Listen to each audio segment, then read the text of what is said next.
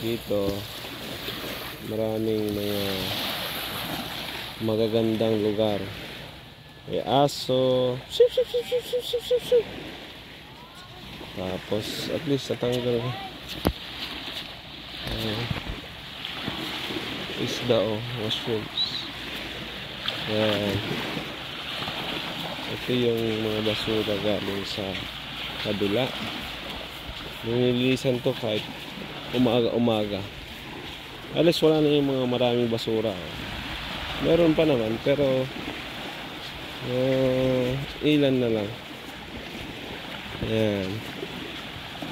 Ito yung mga may ikuan pa dito. May panty. Ayan. So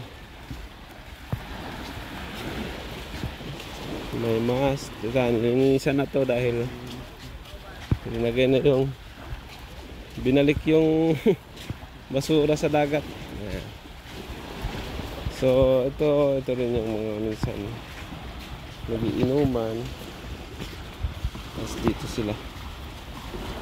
So dapat linisan yun. Ayan, dito. Ayan. Ayan o. Mga basura o. Ayan o. So yung mga nag-overnight sana, nasabihan sila para hindi naman marami yung dagat natin. Ayan. So ito yung Basdako. Kita natin gaano kaganda ang lugar, gaano rin nadudumihan. Yan oh. Yan mo.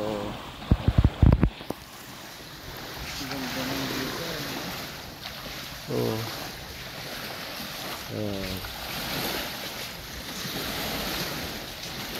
Bigyan natin hanggang sa dulo ng mundo. Ayan oh, mga plastic oh. Galing ko mga pulso.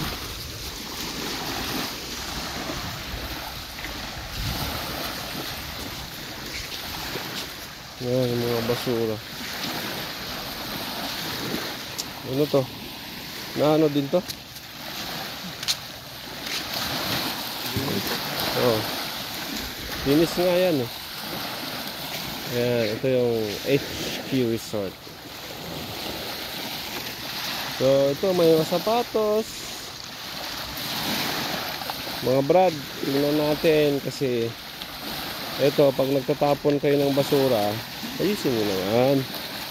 Kasi ito yung dagat natin dumi, ang ganda sana ng white sand oh. Pero parang maraming basura oh, may bulb pa oh. Masira lang ito. Oh.